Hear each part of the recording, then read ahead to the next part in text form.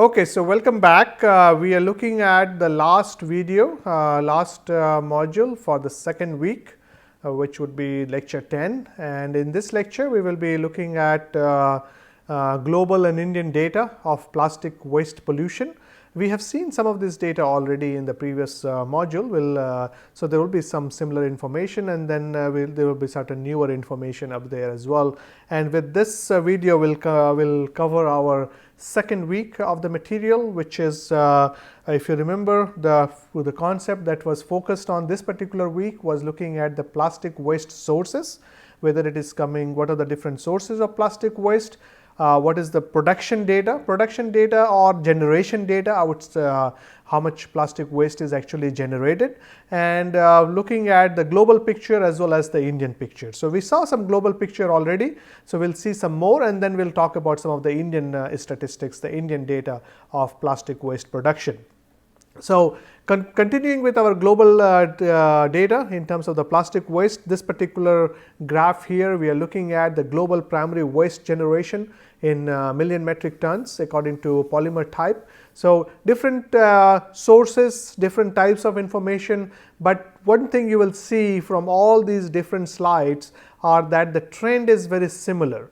We see lots of plastic waste coming from the packaging industry, and there are some other industries which contributes to that as well. Here the example is more on this particular graph is focused more on the type of plastic in terms of the polymer type. Remember that number 1 to number 7, which shows up in the recycling as a recycling number in different products that we use for plastic.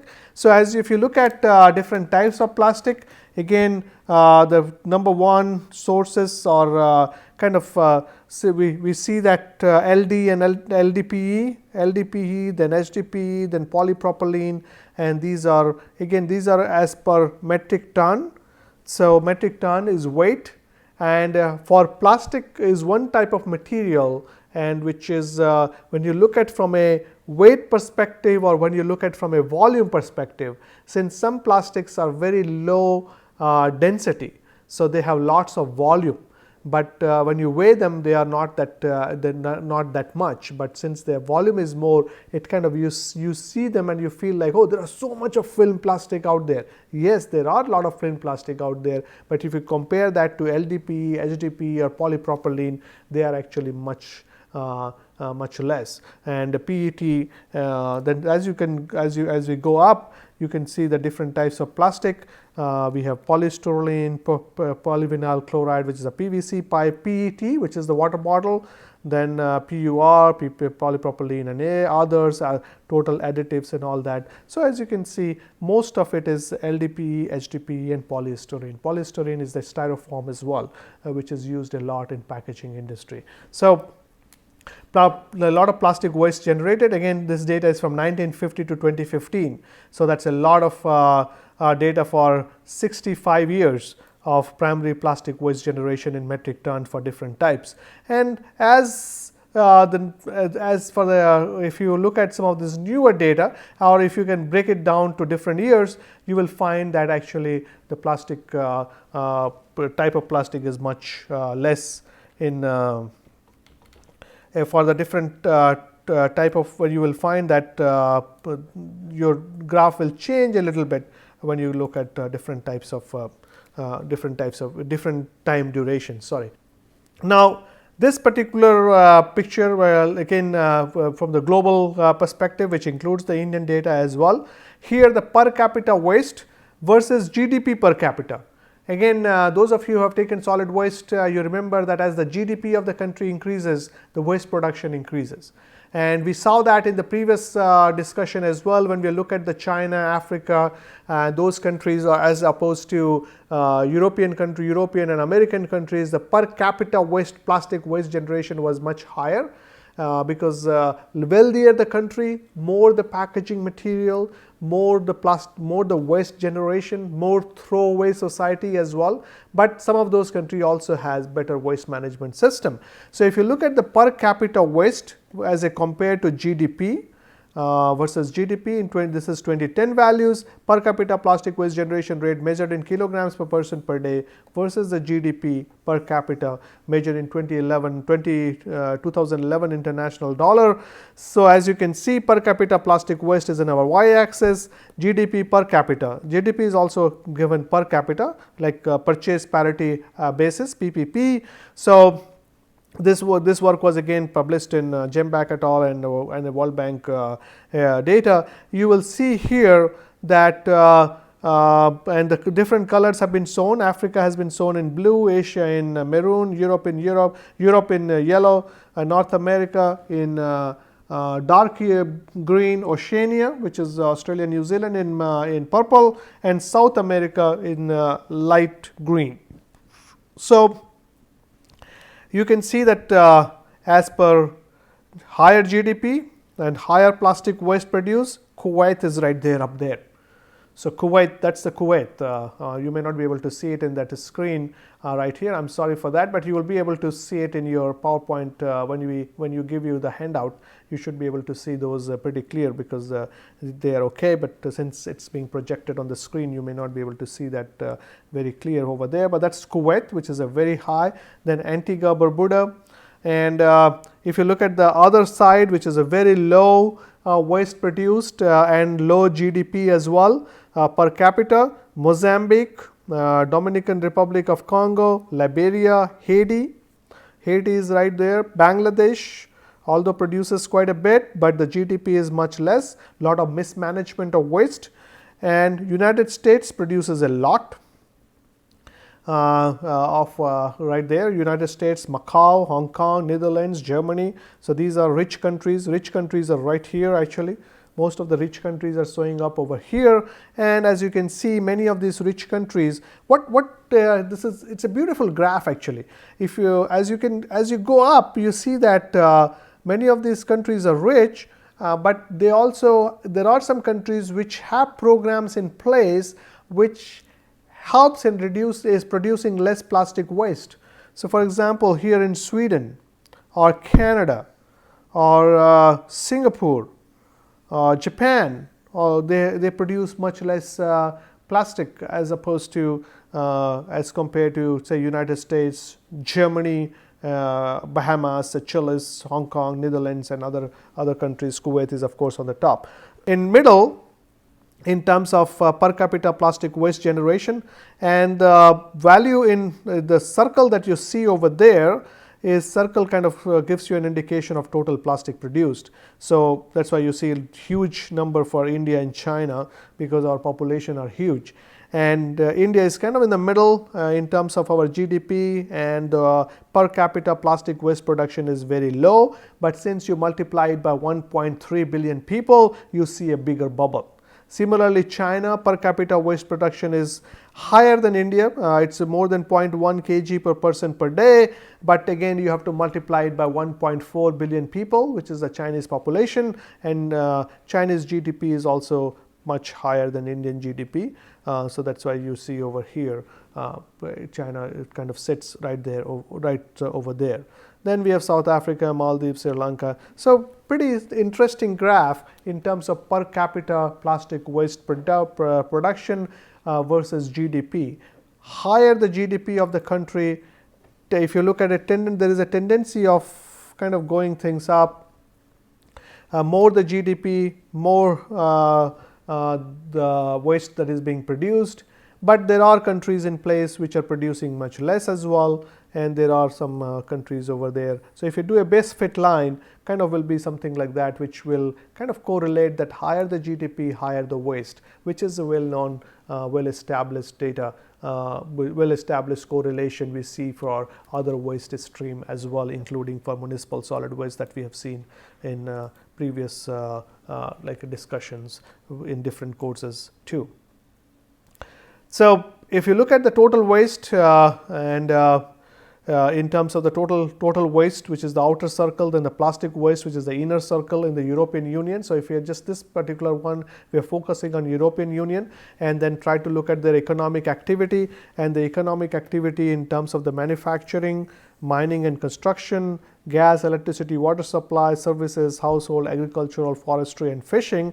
So, on top is the total waste for the European Union. So, in terms of the total waste, mining and construction was actually pretty high, 61%, because mining does produce a lot of waste, especially if when you try to do a lot of metallic mines. And recently we visited Haiti gold mine, which is Haiti gold mine, which is in the corner of Telangana, Andhra Pradesh and Karnataka. We were in Raichur district, and there presently they are the ore that they are using has 0.3 gram of gold per ton of ore. Think about that. So, from 1 ton of the gold ore that they are using, they are only producing, they can theoretically they can produce 0.3 grams. They are able to extract 0.27 grams and rest 0.03 gram per ton of waste is of the mine tailings is just getting dumped in there as a wastage. So, mining does produce a lot of waste. They produce a lot of waste out there. So, out of 1 ton only 0.27 grams is what is being extracted, and rest is just getting into, there are some other gets recycled within the mining industry, but that was around, they told us, around 20 to 25%. So, nearly 1400 tons of mine tailings are being produced like on a regular basis, and that's getting into dumped into those mine tailing big like a disposal area. So, mining produces a lot of waste. So, that's nearly 61% of the total waste in the outer circle. Then manufacturing had 11%, agricultural forestry had 2%, household was 9%, services 7%, gas, electricity, water supply, sewage was 10%. So, that was in terms of total waste. Now, when you look at the plastic waste, kind of you see that big yellow becomes a very small yellow right there at 6%. So, mining and construction in terms of plastic is only 6%. The biggest one in is the manufacturing sector, which has 31% of plastic waste coming out. Household again 14%, which is not too small. Then 23% is the service sector. Then we have 21% from the gas, electricity, water, sewage and waste. So, that is your 21%, and then agricultural is again small at 3%.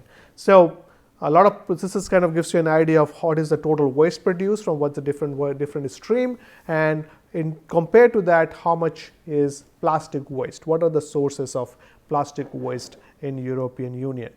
Most of these graphs are actually pretty interesting graphs. You can spend a lot of time just thinking about and writing things about these particular graphs. This again came from European Parliamentary Research Service blog. So, you can find, if you find some interesting stuff, please do share with us. We will be happy to look at. And here we will be talking about some of those things that is going into the in China, which we will get into that discussion in a minute.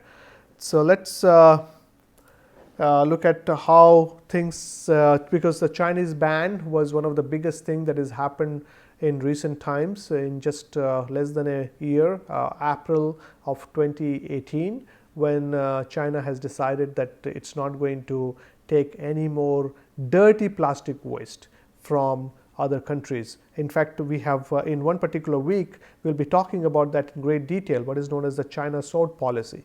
We will talk about that and how that is impacting global plastic waste management practices and global waste management, global plastic waste industry. So, we will talk about that. That is a very important thing that has happened in just past within a year.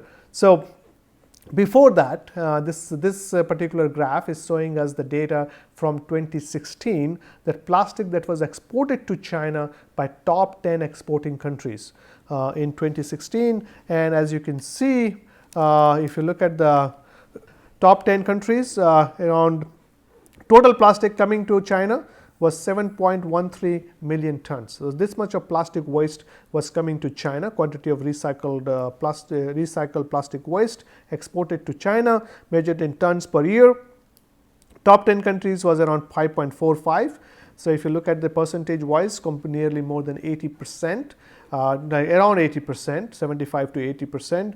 And one of the major one was Hong Kong, which was one, and then Japan, United States, Thailand, Germany, Belgium, Philippines, Australia, Indonesia, and Canada.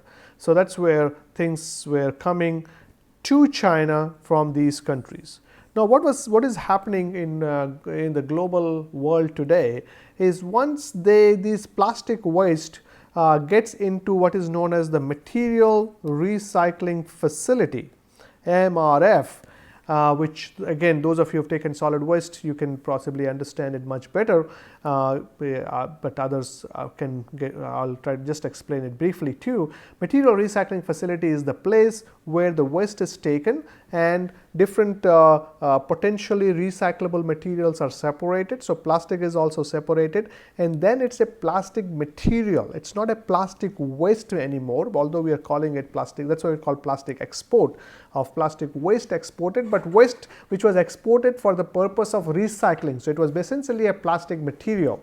And since it's a global economy, it's an open economy, people can bid for that plastic waste, for plastic recyclable plastic waste, and whichever country, whichever company bids the most gets that particular material. So since China does a lot of manufacturing and China needed those plastic material, so they were bidding for those plastic from these developed countries, and they were getting into China. So that's why you see so much of waste, plastic waste going into China, because there was a demand for those plastic in China for their manufacturing industry, because China is #1 manufacturer in the world today, and they pretty much you go to any big mall, you find lots of products made in China. So that's the reason why they used to do that. So if you look at how much plastic waste that China import as compared to the domestic plastic waste that they produce. So although China imports plastic waste, used to import plastic waste, not anymore after April 2018. They still can import plastic, but there has to be really clean plastic. So the China sold policy, when we talk about, we'll try to tell you in more detail. It's not that China has totally banned plastic waste import or plastic recyclable plastic import, just they want it to be a cleaner material. They don't want dirty material coming from around the world. They want cleaner material from around the world, and they are ready to take it. But the other countries are saying that if I'm going to clean it in my country, why should I give it to you? I should probably try to use it within my own country. That's what the discussion going on in Australia. This last summer, from May to September of 2018, I was in Australia as part of their Government of Australia Endeavour Fellowship, and there was a lot of discussion going on this plastic in terms of if we have to clean it up in Australia before giving it to China, why don't we try to find a market for this recyclable plastic within Australia itself? And that's because what happened is, from, if you remember from early, if you follow the global world economy and all that, from 1980s onwards, most of the manufacturing has shifted from other countries to China. So China is the place which is doing most of the manufacturing for the world. So that's where the demand for recyclable plastic was. But since now, as you can see over here in this particular graph, China by itself is producing lots of domestic plastic. So this is the domestic plastic waste that China is producing. So since China is producing lots of domestic waste by themselves, they think that why should we take this dirty plastic now? So what has happened over last 2-3 decades, Chinese economy grew, and China's purchase power has gone up. People of China is comparatively more wealthier as they were 3 decades ago. They have been using lots of packaging material. They themselves are producing lots of plastic waste. So the thing is that, why should I take the waste from other countries when I itself is producing lots of plastic waste which I can deal, which I need to deal with it anyway? And so that's the policy was that, okay, now I don't want plastic waste from abroad. If they want to send me the plastic as a material, it needs to be cleaner stuff, because I have a lot of dirty plastic to deal with me at my home itself. And whatever is the demand for plastic in my manufacturing industry, I can produce that, I can satisfy that demand from in-house recycling, within country recycling, at the same time by producing more plastic rather than taking this dirty plastic waste from around the world. So it was kind of a very smart move for China. First, they took the dirty plastic waste for 2-3 years, developed this plastic recycling industry using the money of the global, of these developed countries, because whenever they used to send they used those plastic and take those resources, they developed their market. Now, since their economy themselves have a lot of plastic to deal with, they don't want dirty plastic from elsewhere. This is kind of makes sense. And as you can see in this particular picture, although from 2010 to 2016, there is a very consistent figure of domestic plastic waste produced in China itself, which they need to deal with, which is pretty much like if you look at the percentage wise, probably nearly 80 to 90% of the total plastic that they handle. So this is 10 of plastic per year. So there are lots of plastic to handle in China itself.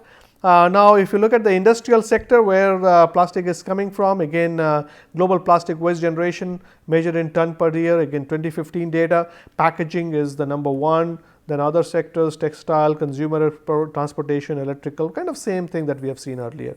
So just a different report, different type of data points, but again similar information, that packaging. So if you have to really target one sector to reduce plastic pollution, to reduce the plastic waste, I should not call it plastic pollution. Plastic pollution is where plastic waste is not managed properly and creating pollution. If you want to cut down on plastic waste, it's one of the packaging industry is what needs to be targeted in terms of reducing the plastic waste coming into the disposal stream.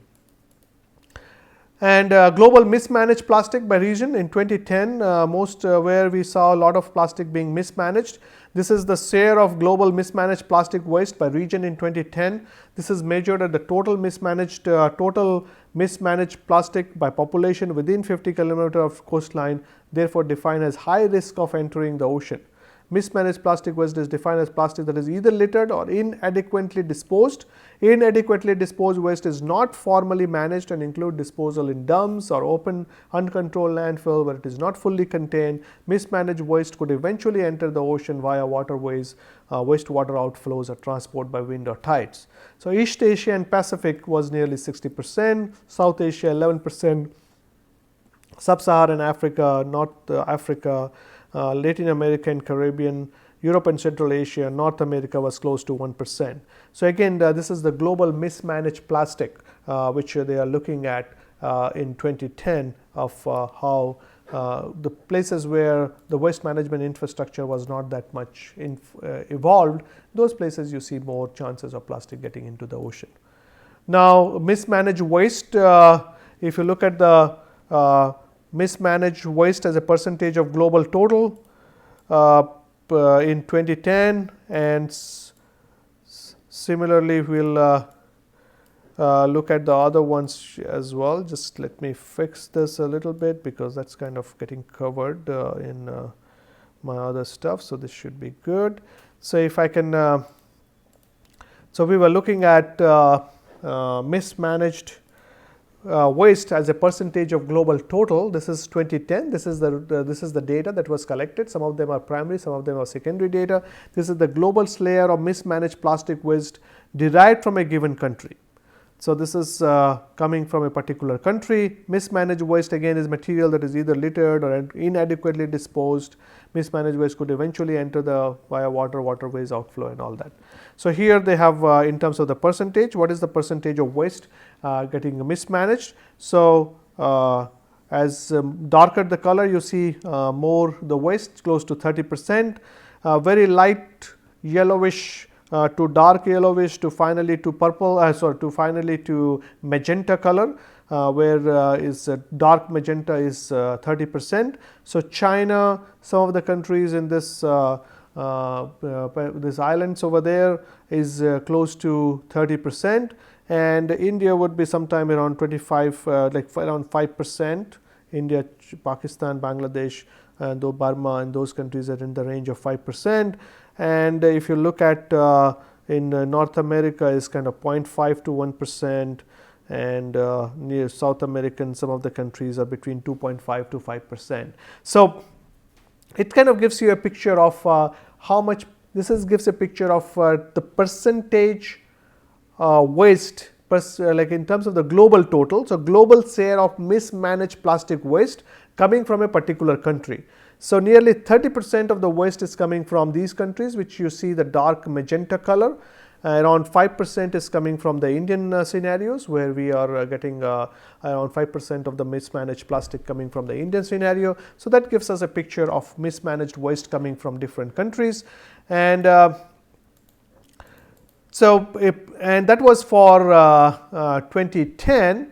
And assuming that there is not much improvement of the global management practices, if we try to project it to 2025, you can see that many of those countries now are showing up in the darker colors, like India and other countries which are not in darker colors. These countries are also showing up in darker colors. That means more and more plastic waste will be coming out of these countries. But this assumes that there is no adequate facility has developed. But if the countries develop their adequate waste management infrastructure, this graph will not come true, and we hope that it doesn't come true. So, because this is assuming that there is no change in waste management infrastructure, how that mismanaged plastic will increase from some of these countries.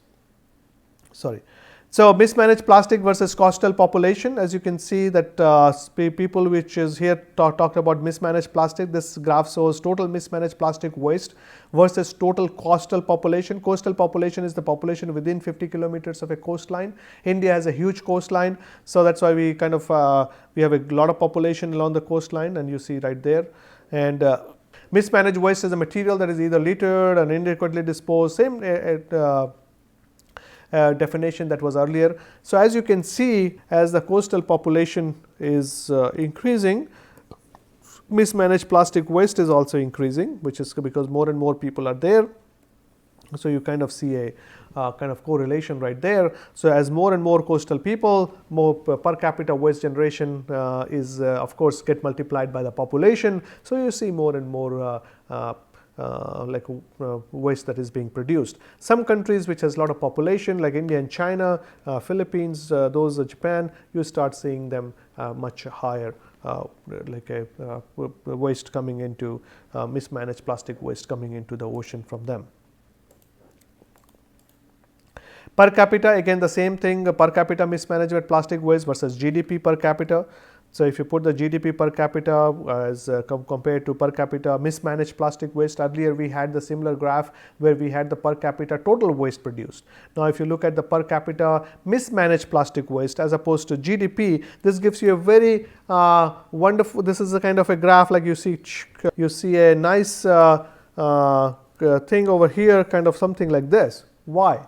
Because here of course our population is low, per capita mismanaged plastic is less here, population is less, GDP is also less, but waste is not getting littered around that much. As people have got little bit wealthier, as in this particular area, as people got little bit wealthier, but the waste management infrastructure has not improved yet. Waste management infrastructure has not caught up, is not in the same rate, although the people purchasing power has gone up, people are using lots of packaging material, we have mall culture has come in, but at the same time our waste management infrastructure has not developed in that particular yet. So, we see more per capita mismanaged plastic waste for these countries right here. But as you go to this area, although their per capita is more, they are producing more plastic waste, but since they are able to manage it in a better way, the mismanaged plastic waste is coming down. So it's kind of shows a very nice as society evolves, as the waste management system evolves for a particular country, you will see a change in terms of how the waste will be managed. So as country like India and China develop their waste management infrastructure, we will see that per capita mismanaged plastic waste will go down over the years. Now, plastic input into the ocean with the fishing intensity, coastal input is also there, impervious surface in waterland, sipping. So, different sources are being shown over here. As you can see, the fishing intensity is much higher in Pacific Ocean as well as in other. So, that's a fishing is the yellow one, coastal input is what the mismanaged plastic waste coming into the ocean or people going into the beaches. The impervious surface are some of this which kind of water sources from rivers and other things getting into the ocean, and some from the shipping industries as well, which you see lots of those gray dots, which is essentially coming from those shipping industry, which are dumping lots of plastic as they travel, as the ship travels on those oceans around globally. So that's again a big source as well. So if you look at how the plastic waste is managed, which we will talk about in great detail later on as well, estimated share of global plastic waste by disposal, recycle is very less, incineration is also happening, but most of it just gets discarded, and many of them are discarded in a very informal way. If you look at from an Indian perspective how the plastic waste has changed, the other waste stream kind of, this is a very interesting table. If you look at plastic here as compared to other waste stream, if you just compare it with paper right up there, and as you can see the paper has gone from, all values are in percentage dry weight. So paper has gone from 3.17% to 6.07%, plastic, which is kind of what, maybe less than double. Plastic has gone from 0.64% to nearly 5%, 4.88. So 8 times. Plastic is 8 times and paper is less than 2 times. So it's 1.5 to 2 times. So and similarly you will see the metals has actually gone down because we are using, and this is I think in municipal solid waste. So in municipal solid waste we have replaced metal with plastic. That's why you see plastics, more and more plastics showing up. Similarly glass, we have replaced glass with plastic. So you see the glass actually went up, but now it has went down, because we have rather than using glass, we are using lots of plastic. So that kind of gives you an idea that why this plastic waste is becoming a huge waste stream in terms of the municipal solid waste as well, and lots of plastic waste is showing up in the municipal stream. This is some graph. We'll come back and look at those in detail later on as well. So as you can see the different types of plastic, there is for all different types of plastic there is a consumption is going up. This shows you the consumption data. Different plastic resins, consumptions of different plastic, HDPE, polypropylene, PVCs, those are kind of the top ones. Then LDPE, polysterenes, and those things are also there in terms of plastic resins usage. In market sector, packaging again leads the number 1. Is around 42%, and then we have consumer products 24%, building construction sector. So different sectors are also using those plastic. So these are again based on just 2014 data, so not too old. If you look at the global plastic production with consumption in India and UK, the global plastic production is kind of going up, plastic production in metric ton, and at the same time if you look at the Indian usage as well as the global, all are kind of picking up, especially in Indian context. We are picking up quite a bit after there was a gradual increase, but there is after 1995 the slope is pretty high in terms of the plastic consumption that is happening in India. And plastic problem has been being highlighted in Indian context as well quite a bit. We are seeing plastic pollution is being highlighted from a different, like you see that in media, top 10 plastic waste generators in India, in Gujarat leads the pack, like I said, sorry, Maharashtra leads the pack, then we have Gujarat, Tamil Nadu, UP, Karnataka, Andhra Pradesh, Telangana, Jharkhand and Madhya Pradesh. And if you look at in terms of India's metro, in India where the plastic Bhor metro generates more than 1617 tons of plastic waste. This is coming from This is actually coming from the Indian Express newspaper, which was done on the World Environment Day. And here, as you can see, the plastic, the first number, the red number shows the plastic weight tons per day, and then in the bracket they show plastic waste as a percentage of municipal solid waste. And as you can see over here, nearly Srinagar is in terms of percentage of municipal solid waste, in average in Faridabad, Delhi 11%, 10%, which is kind of the highest in the percentage wise, and the minimum you will find somewhere in northeast probably 5.4%. Kolkata is 12%, Dhanbad 5%. If you are in Bhopal, you are close to 6.5% of municipal solid waste is plastic. And the numbers, the highest numbers that I see in terms of plastic waste tons per day is Delhi, which is 408 tons per day, which is a big city right there. Then Mumbai would be close, 408 in Mumbai as well, and same numbers. I don't know how it got the same number. Hyderabad is close to 200, Bangalore 314, and Chennai 429. So Chennai is actually the highest in terms of, but percentage wise it's less. So that kind of gives you a picture that there is a lot of plastic being produced in India. There are a lot of plastic waste generation happening. Average plastic waste generation in India tons per day is 4,060 tons per day, and out 7% out of 7% of our municipal solid waste is now plastic waste, which is a big chunk. It's not a small value. 7% of our municipal solid waste is plastic, and since they have lightweight material, many of them, the volume wise they show up a lot. So with that, we will close this session, so this is the end of second week. So in the next we'll start with a newer topic. So I hope you are enjoying the course so far. You had week 1 quiz. Similarly, for this week you will have another quiz. You had a week 0 quiz as well. So take those quiz.